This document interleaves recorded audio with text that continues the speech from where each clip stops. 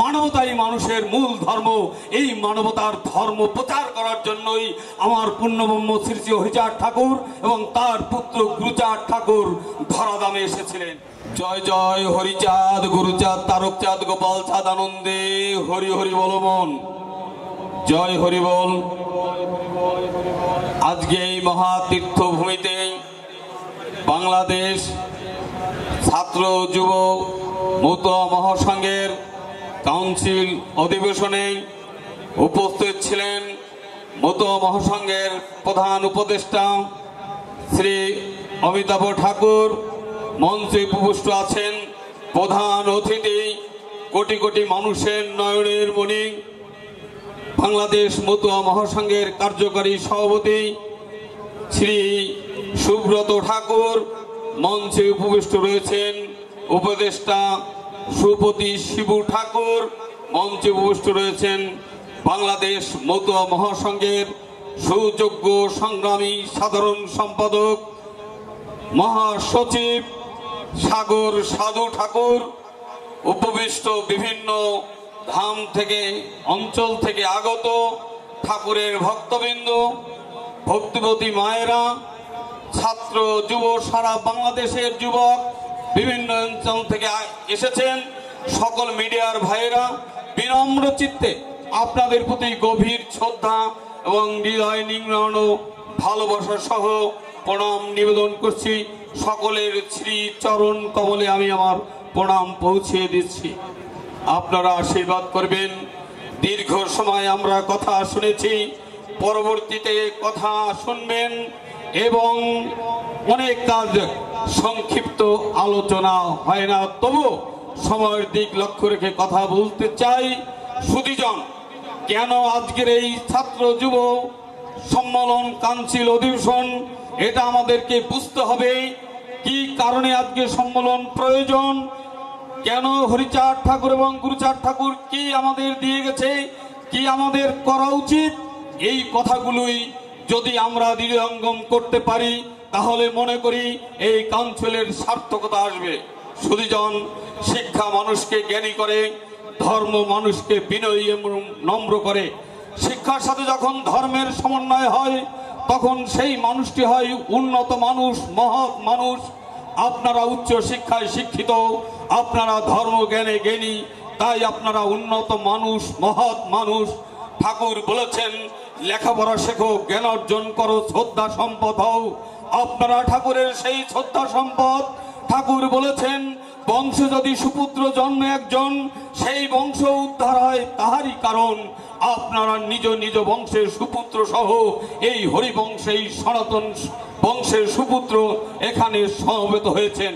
একটি সুসন্তান ওই মা বাবার নয়, ওই সংসারের নয়, ওই সমাজের নয়, ওই দেশের নয়, গোটা মানব জাতির সম্পদ। আজকের অনুষ্ঠানের প্রধান অতিথি সহ আপনারা যারা রয়েছেন, আমি মনে করি গোটা মানব জাতির সম্পদ।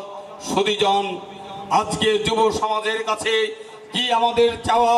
সাগর ঠাকুর, সুব্রত ঠাকুর কেন এই আয়োজন করেছেন এটা উপলব্ধি করতে হবে। কারণ দেশ চায়, আজকে জাগ্রত যুব সমাজ, দেশ আপনার কাছে চায় হলো সেই কর্মঠ যুব সমাজ।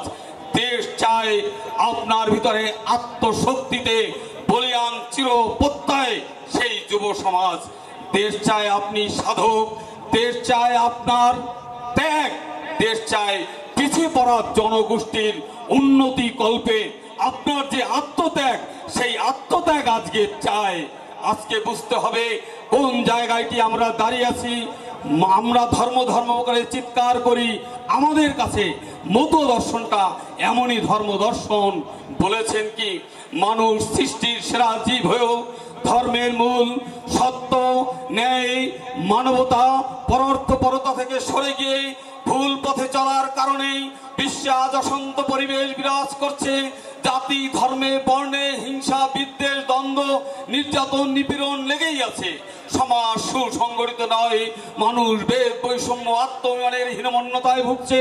পরিবেশ সম্মনীতির প্রতিকূলেই বিশ্বপ্রেম বিশ্ব ভ্রাতৃত্ববোধ মুখ থুবড়ে পড়ে আছে।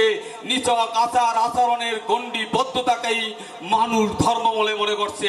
নিজের হীন স্বার্থ ও ক্ষুদ্র বাসনা চরিতার্থ করার জন্য মানুষ অন্যের ক্ষতি করতে দ্বিধা করছে না। একদিকে লক্ষ লক্ষ ক্ষুধার্ত মানুষের হাজারি আত্মচিৎকার, অন্যদিকে গুটি কত ভোগ বিলাসী মানুষের বিদ্রুপের অট্টহাসি। এই কি মানবতা? এটাই কি ধর্ম? মানবতাই মানুষের মূল ধর্ম। এই মানবতার ধর্ম প্রচার করার জন্যই আমার পুণ্যব্রহ্ম শ্রী শ্রী হরিচাঁদ ঠাকুর এবং তার পুত্র গুরুচাঁদ ঠাকুর ধরাধামে এসেছিলেন। ঠাকুর যে দ্বাদশটি আজ্ঞা দিয়েছেন, সেই দ্বাদশ আজ্ঞার 3টি আজ্ঞা: কাহারও ধর্ম নিন্দা করিও না, চরিত্র পবিত্র ব্যক্তির প্রতি জাতিভেদ করিও না, জগৎকে প্রেম করো। এই যে বিশ্ব মানবতার সুর, বিশ্ব ভ্রাতৃত্ববোধ বন্ধনের আহ্বান এখানে করেছেন। একটি মানুষ যদি সত্যবাদী হয় তাহলে পৃথিবীতে কোনো অন্যায় থাকবে না। একটি মানুষ যদি চরিত্রবান হয় তাহলে কোনো ইফটিজিং এই সংসারে এই সমাজে থাকবে না। একটি মানুষ যদি তার মা বাবাকে সেবা যত্ন করে তাহলে আর কোনো বৃদ্ধাশ্রমে কোনো মা বাবার যেতে হবে না। একটি মানুষ যদি জগৎকে ভালোবাসে, জগৎকে প্রেম করে, তাহলে এই সৃষ্টিকে সে ভালোবাসবে, তাহলে কোনো অন্যায় থাকবে না। সেই আদর্শ শিক্ষা দেওয়ার জন্যই আজকে যুব সমাজকে এখানে আহ্বান করা হয়েছে। আর এই যুব সমাজ ঠাকুরের দ্বাদশ আজ্ঞা যদি হৃদয়ে লালন করে, সেই আলোতে যদি আলোকিত হয়, সাথে বিশ্বময় যদি ছড়াই দেয়, তাহলেই এই আয়োজন সার্থক হবে বলে আমি মনে করি। আরেকটি কথা বলতে চাই, ঠাকুর উঠে যান, বললেন, আমি ক্ষীরোদেশ্বর, দেহ ছেড়ে মামপুত্র গুরুচাঁদে করিলাম ভর, তোরা আমাকে গুরুচাঁদের ভিতরে পাবে। গুরুচাঁদ ঠাকুরকে বললেন, গিরি যাতে বড় হয় করো তুমি সেই উপায়, সৎ উপায়ে দেখাবে স্বভাবে। গুরুচাঁদ ঠাকুর তিনি উল্কার মতো ছুটে বেরিয়েছেন। তার নিরলস কর্মজীবনে তিনি কি করেছে আমরা অনেকেই জানি। তারপরেও সংক্ষিপ্ত দিয়ে একটি কথা বলছি। আমার ধর্মের অধিকার ছিল না, আমার মন্দিরে যাওয়ার অধিকার ছিল না, আমার হরিচাঁদ ঠাকুর সেই মন্দিরে যাওয়ার অধিকার দিয়েছে। আমার শিক্ষার অধিকার ছিল না। 1880 সালে এই জাতির প্রথম পাঠশালা গুরুচাঁদ ঠাকুরের বারান্দায় প্রতিষ্ঠিত হয়। 1880 সালে 1881 সালে দত্তডাঙ্গায় যে সম্মেলন হয়েছিল, 5000 প্রতিনিধি উপস্থিত ছিলেন। গুরুচাঁদ ঠাকুরের বয়স 35 বছর। 16 জন বক্তা বক্তব্য দিয়েছিলেন। গুরুচাঁদ ঠাকুর বলেছেন, তারা গ্রামে গ্রামে পাঠশালা করে তোল।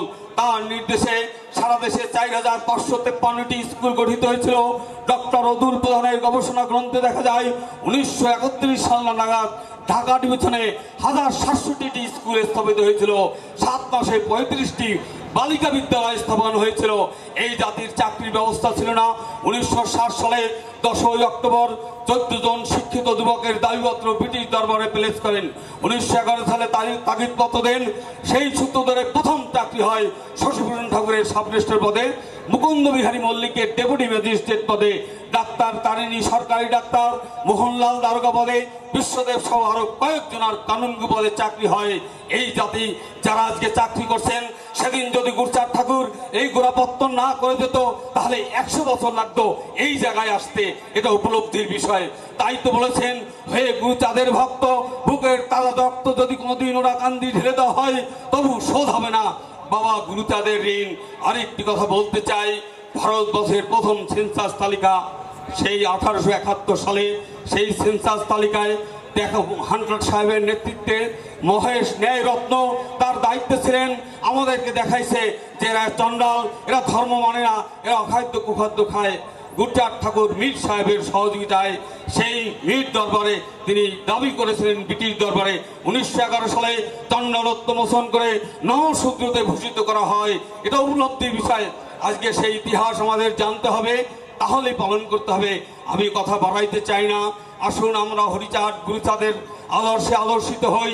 যে শুভ যুব সমাজ, এই যুব সমাজকে আজকে একটি কথা না বললেই নয়, বাসি ফুলের ঠাকুরের পূজা হয় না, তাজা ফুলের প্রয়োজন। আজ যুব সমাজ তোমরা তোমাদের মতো তাজা ফুলকে আগাই আসতে হবে এই ঘুরে দ্বারা সমাজকে রক্ষা করার জন্য। আজকে অসাম্প্রদায়িক চেতনার একটি দেশ চাই। এই কারণেই একমাত্র মতুয়া দর্শন যদি সমস্ত জাতি ধর্ম বর্ণ নির্বিশেষে সকল মানুষ লালন করে তাহলেই শান্তি আসা সম্ভব বলে মনে করি। কারণ বলেছেন চরিত্র পবিত্র ব্যক্তির প্রতি জাতিভেদ করিও না।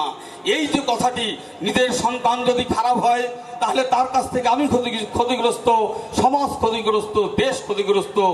যদি অন্য ধর্মের অন্য বর্ণের ভালো মানুষ হয় তাহলে আজকে সেই মানুষ দ্বারা ওই মা বাবা যেমন উপকৃত, আমি উপকৃত, সমাজ উপকৃত, দেশ উপকৃত। প্রয়োজন শুধু ভালো মানুষের। যুবক ভাইদের উদ্দেশ্যে, তোমরা আমার সন্তান, ছোট ভাই, তোমাদের প্রতি আমার আবেদন, হয়তো লেখাপড়া শিখে অনেক বড় জায়গায় আপনারা পৌঁছতে পারবেন না, হয়তোবা অনেক বড় অর্থের মালিক আপনারা হবেন না, অথবা অনেক সুন্দর চেহারা নিয়ে পৃথিবীতে হয়তো অনেকে আসেন নাই, কিন্তু আমরা যদি চাই হরিচাঁদ গুরুচাঁদ ঠাকুরের আদর্শ লালন করে ভালো মানুষ হতে পারি এবং ভালো মানুষ হয়ে পৃথিবীতে সেই আলো ছড়াই দিতে পারি, এই আহ্বান জানিয়ে সকলের সুন্দর জীবন সুস্বাস্থ্য কামনা করে আমার এই কথাগুলো এখানে আমি বিশ্রাম করছি। জয় জয় হরিচাঁদ গুরুচাঁদ তারকচাঁদ গোপাল চাঁদ আনন্দে হরি হরি বলমন। জয় হরি বল। জয় হোক সকল ভক্তবৃন্দ।